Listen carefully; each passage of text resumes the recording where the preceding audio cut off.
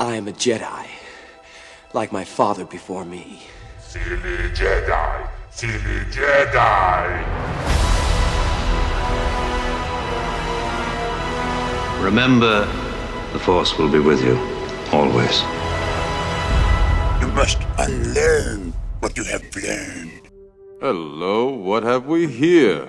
Hello there. At last! Where have you been? Nice of you guys to drop by. Ah, good. New acquisitions. I don't know.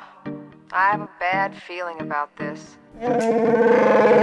This is Star Wars Car Talk Live right now, I guess, because this is not really how I do it. I usually just do it with a GoPro and a microphone. But I figured, let me just do it as a live stream this morning. If you didn't catch last night's live stream, you can watch it later. It's on our feed. But a good friend of mine who's a huge Star Wars fan, JC, we've been friends for a while. And the one thing that brings us together always is talking Star Wars. So we had been wanting, literally since the night that, last Friday, since the episode dropped, Mandalorian finale, The Rescue, since that episode dropped, we were just like texting back and forth and like giving our 2 cents and wanting to kind of sit down and really talk. And we were going to do kind of like a Zoom call and basically just do like an hour or two of just talking our feelings out, but we weren't able to. And last night he just hit me up and he's like, let's just do something real quick. I gotta talk. So I was like, all right, perfect. So let's do it on Instagram and that'll be that. So we did that, and we shared about our reactions to what it was like watching. Spoiler alert, if you haven't seen The Rescue, the season finale of Mandalorian season 2, guys. Spoiler alert, it's been all over the web, so come on. At this point, if you don't know the surprise ending, I don't know if you're a Star Wars fan. What's up, Coach? Good morning. So this is a quick reaction live stream to last night's live stream. And we were talking about the reveal, the big reveal, Luke Skywalker. How awesome was that? It was amazing. I talked about my sweating, my perspiration during that episode. It was one of the, honestly, like I said last night, the last time I felt this much anxiety watching Star Wars was The Force Awakens, and that scene with Han Solo on the bridge with Kylo Ren, and when you're like, oh my gosh, like what's gonna happen? No, something bad is gonna happen. Something bad is gonna happen, and then obviously something bad happens. Han Solo is killed by his own son. Anyway, don't get me started on that. But that was anxiety but not so much excitement, but in a bad way. Like I was just like, oh my gosh, that was such a downer. The only other time I've ever felt nervous watching something is I have a vague, and I didn't mention this last night, but I have this vague, on your way to get more Beskar steel. Yeah. I need to find out if they're still doing it, because when I went, Coach and I are talking about a brewery here, 20 minutes north of me that was putting out this IPA that is called Beskar Steel, and it's really, really cool. I still haven't had mine. It's still in the back of my fridge. I think I might have it on Christmas. I'll take a picture or a video of me trying it, little taste test. But when I went, they said they weren't doing the 4-packs anymore, and they were only doing growlers for now, and they had it on tap. So I hope they still have it. I've actually connected with the whoever handles their Instagram account.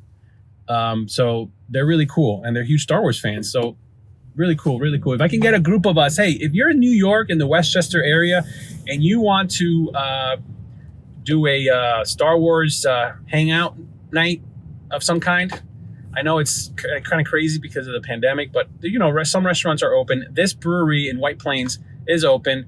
I think it's called Wolf and Warrior.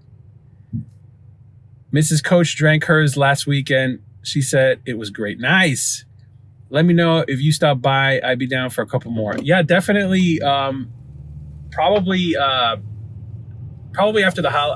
Christmas. So probably if I can go this weekend, I'll definitely check it out. But yeah, so back to Luke.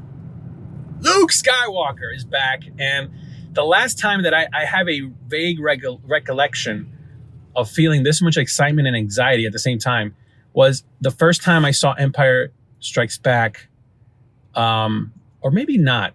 You know what? It was probably more when I saw Return of the Jedi. Because see, what's up, Skyforce?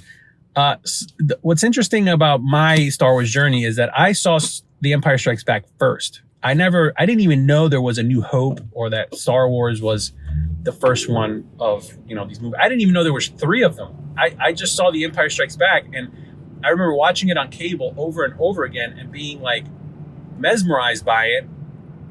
Then I remember like being at my cousin's house and the original, and it was around the holiday season, and A New Hope was on TV, and I just remember saying like, "What is this? This is the next Star Wars movie?" And my cousins were like, "No, this is the first one."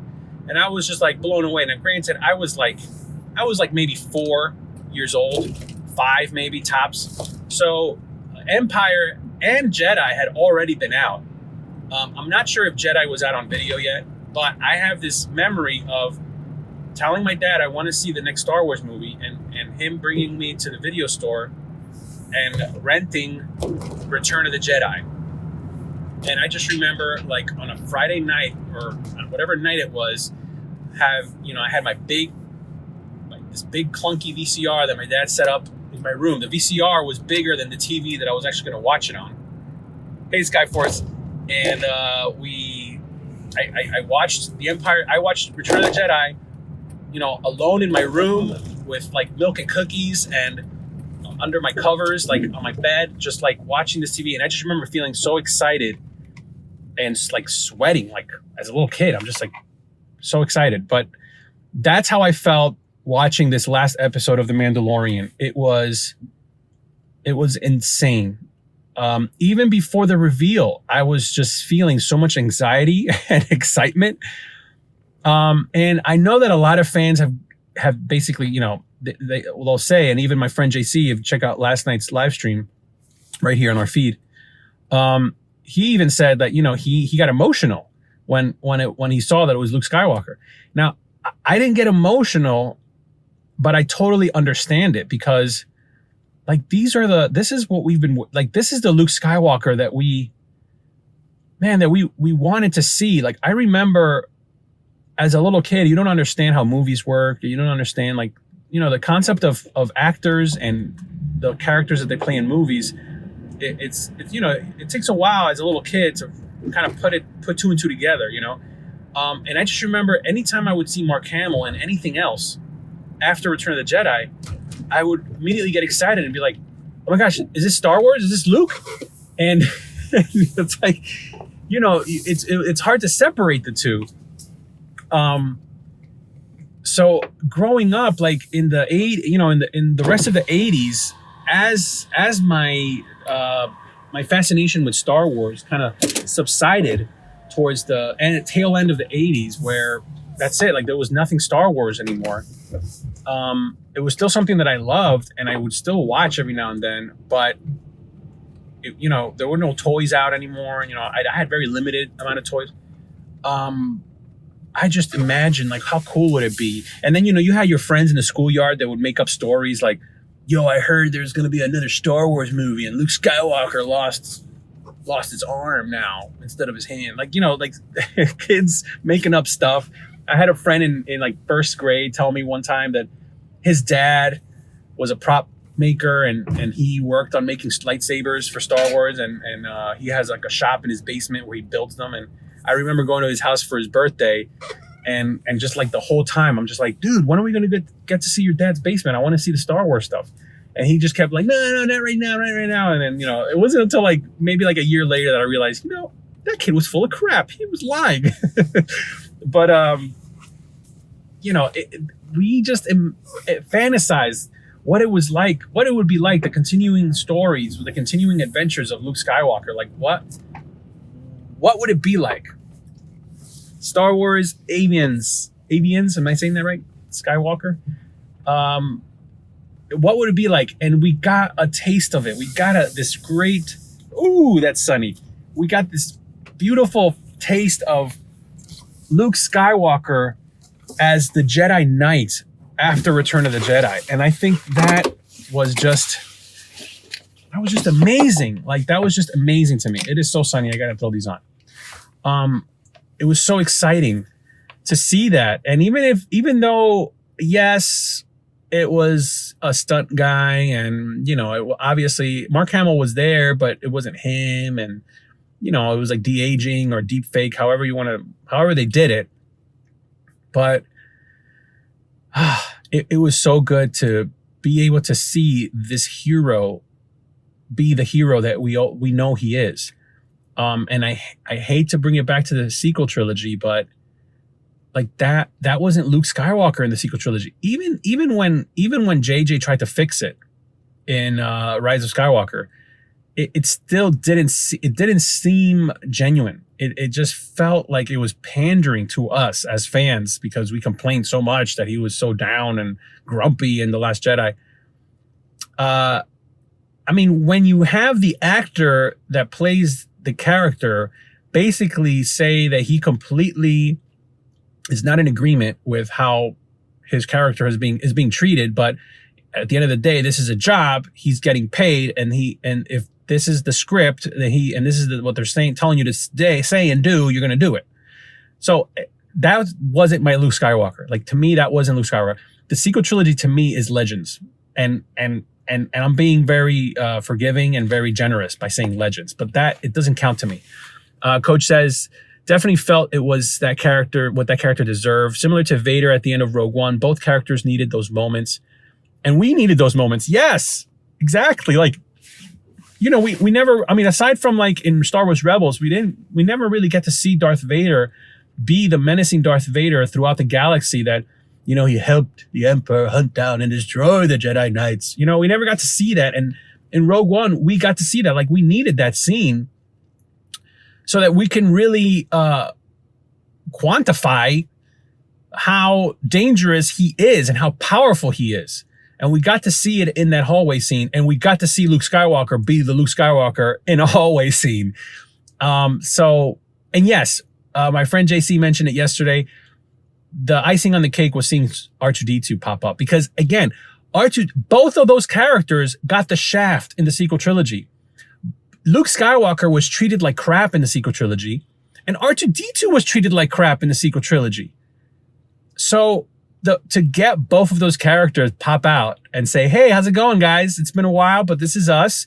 This is how we roll. And, you know, this is true. All of it. The Legend of Luke Skywalker. Yes. Thank you. So thank you, Dave Filoni. Thank you, Jon Favreau. Thank you, Disney and Lucasfilm. And I say this begrudgingly, but thank you, Kathleen Kennedy, for stepping aside, because that's probably what you did, to let this happen. You know, like, Star Wars is fantasy, adventure. It's for kids, but it's for the kid at heart. So that could be any age. And there shouldn't be any like agendas associated with making good Star Wars. It should be just good Star Wars, just good stories about coming of age and growth and discovering the hero inside that we all have and you know, and facing your fears and all that stuff. Like, anyway, wonder where Grogu sat in the X-Wing. Seems kind of tight in there. He sat on his lap. I mean, he's tiny. He sat on his lap, but that makes for a really funny. Somebody needs to come out with a spoof of what it was like for Luke to fly away now in the X-Wing with Grogu touching all the buttons, and he's probably saying they're like, Grogu, leave that alone.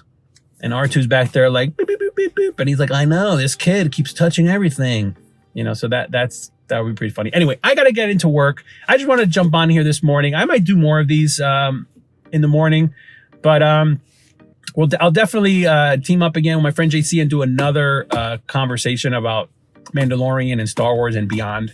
So thanks, guys. I hope you guys have a great day. Merry Christmas. Happy New Year. Similar to Ray and the holiday. Yeah, the Lego Holiday Special. If you haven't seen it, I think they try to fix the sequel trilogy a lot in that holiday special. they do a lot of storytelling in there to make the holiday special, to make the sequel trilogy more relevant. But anyway, I'm at this point super. Oh, the phone just fell. The phone just fell, guys. I'm super late. I gotta get going. Suction cup phone holders just never work. They never work. They always fall off. So guys, have a great day. Again, happy holidays, Merry Christmas. Hope you guys have a happy, healthy New Year.